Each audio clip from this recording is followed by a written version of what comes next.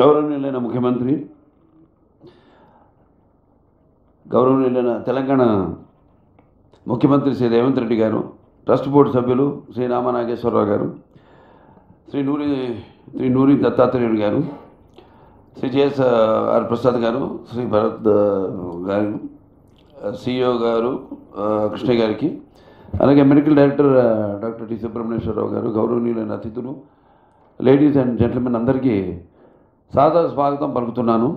ఈ 24వ వార్షికోత్సవం సందర్భంగా మనం జరుపుకుంటున్న ఈ సంబురాలకి విచ్చేసిన ప్రతి ఒక్కరు కూడా స్వాగతం పలుకుతూ, ఈ Basava Tarakam Indo American cancer hospital మరియు రీసెర్చ్ ఇన్స్టిట్యూట్ యొక్క 24వ ఈ యొక్క వార్షికోత్సవ సంబరాలకు సరికొత్త శోభను సంతరించుకున్నాయి. ఉత్సవాలలో పాల్గొంటున్న మీ అందరికీ నా కృతజ్ఞతలు తెలియజేసుకుంటున్నాను.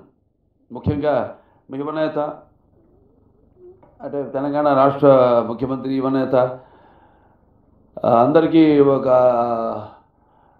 ఆదర్శం, పోరాట పటిమ కల ఒక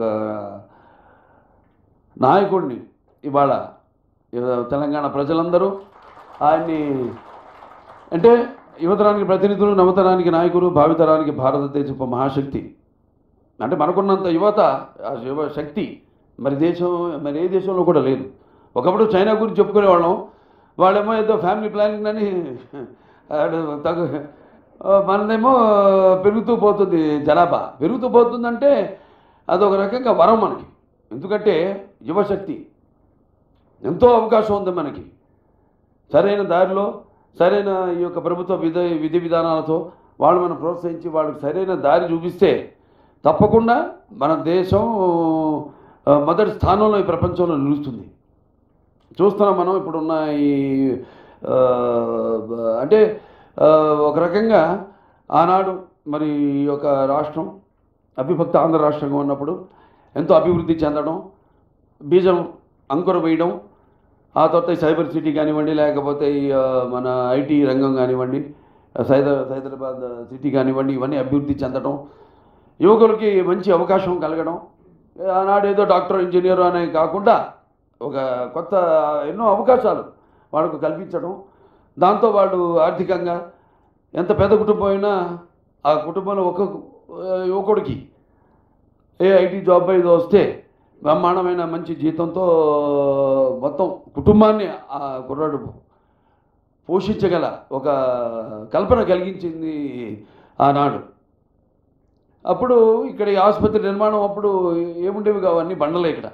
అప్పుడు నాన్నగారు విశ్వవిఖ్యాత నట సార్వభౌమ,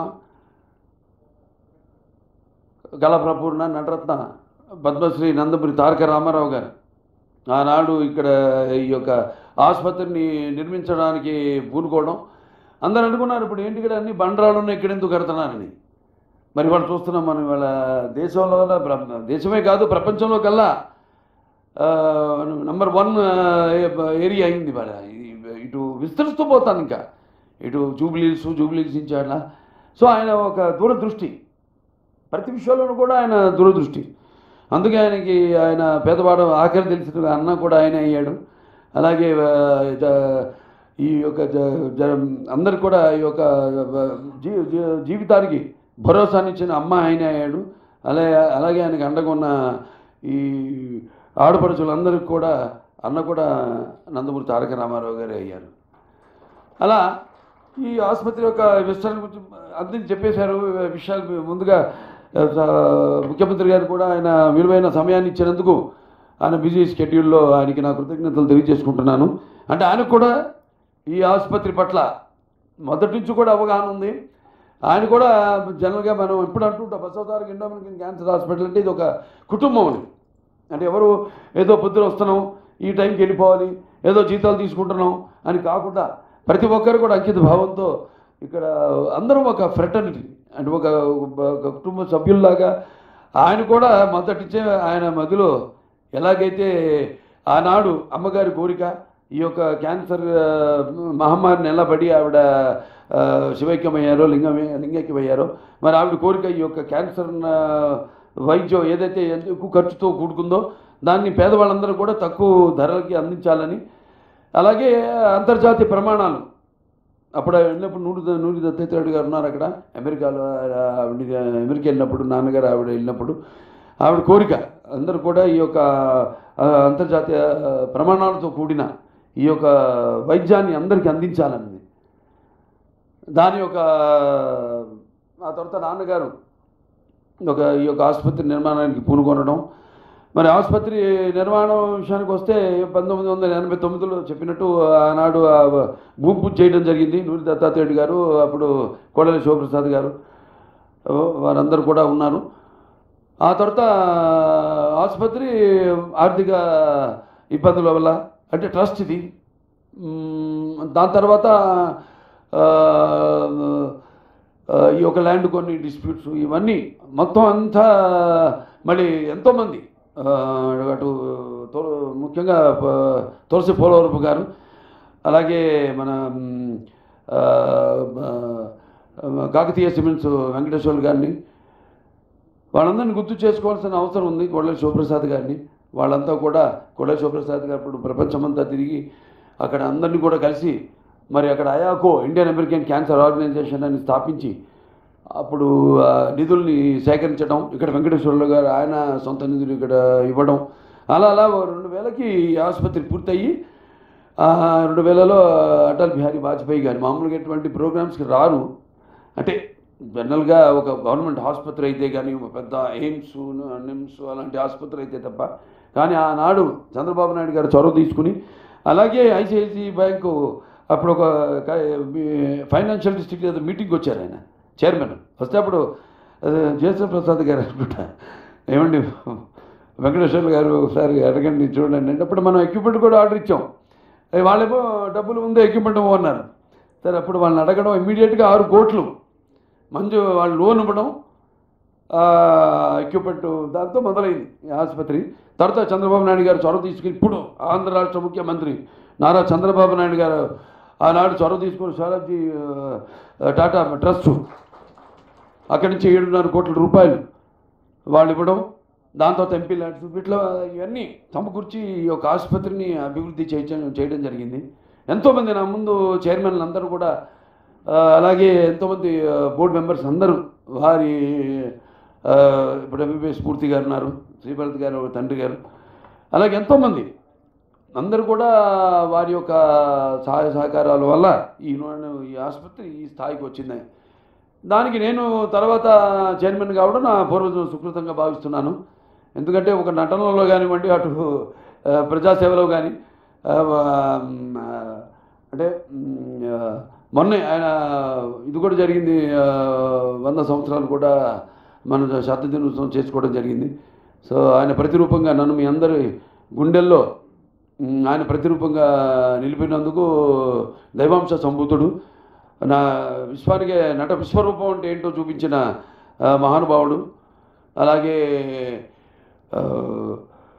మొత్తం ఈ యొక్క నాకు ఆ తర్వాత ఈ ఆసుపత్రికి చైర్మన్ అయ్యే అవకాశం కలగడం అన్నది ఈ రకంగా ఒక హిందూపూర్ ఎమ్మెల్యేగానే కాకుండా నా హిందూపూర్ ప్రజలందరూ కూడా నాకు కృతజ్ఞతలు తెలియజేసుకుంటున్నాను. అక్కడ కూడా ఆసుపత్రిని ఎంతో అభివృద్ధి చేశాము, కార్పొరేట్ స్థాయికి తీసుకెళ్ళాము అక్కడ ఆసుపత్రిని కూడా, మామూలు గవర్నమెంట్ ఆసుపత్రిని కూడా.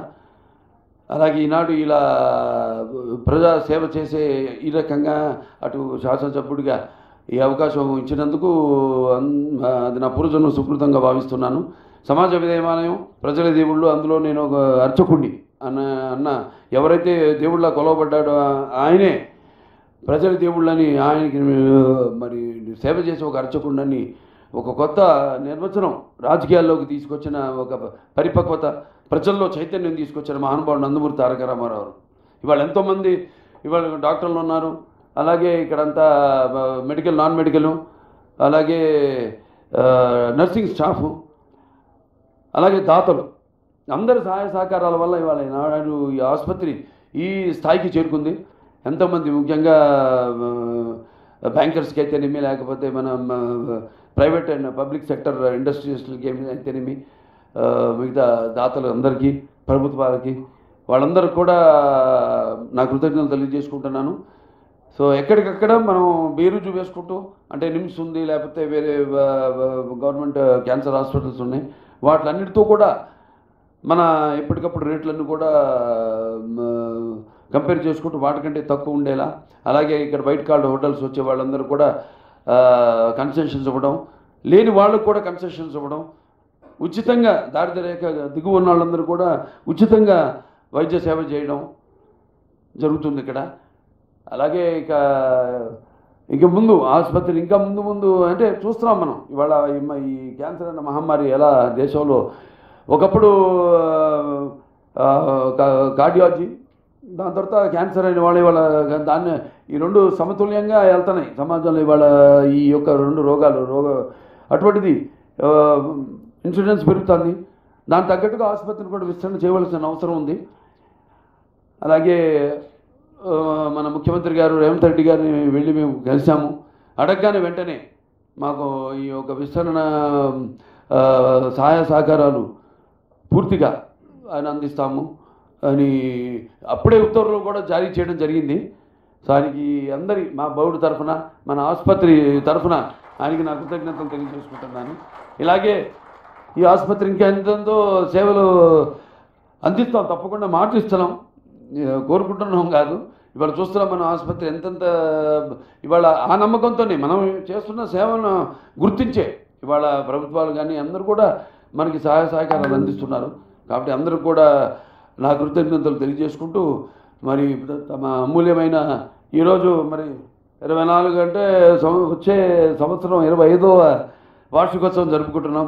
దానికి కూడా మీరు తప్పకుండా రావాలి ముఖ్య అతిథి. ఎందుకంటే ఇది ముఖ్యంగా అనుకోకుండా కాకతాళమే యాదృచ్ఛికము మిమ్మల్ని మేము కలవడం, నేను ఎమ్మెల్యే అవ్వడం, మా శ్రీభరత్ గారు మళ్ళీ ఎంపీ అవ్వడం, మా స్టేట్లోనే హైయెస్ట్ మెజారిటీతో ఆయన గెలవడం, ఇదంతా కాకతీయం. అంటే మంచి ఆలోచన ఉన్నప్పుడు వైబ్రేషన్స్ అంటాం.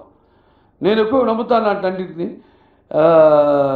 సో అదే అనుకుంటా మనందరిని ఇవాళ మనం కలపడం అంటే ఈ ఆసుపత్రి అభివృద్ధి అంటే సేవలు అందించే అవకాశం ఇంకా విస్తరిస్తుంది తప్పకుండా. మా తరఫున అందరికీ అన్ని ప్రాంతాలు వేరైనా మన అంతరంగాలు ఒకటేనన్నా ధ్యాసలు వేరుగా ఉన్నా మన భాష తెలుగు భాష అన్నాడు ఆనాడు ఇంటివాడు అంతే. అలాగే ఆంధ్రలో కూడా మన ఆసుపత్రిని అక్కడ మనం ప్రారంభించబోతున్నాం.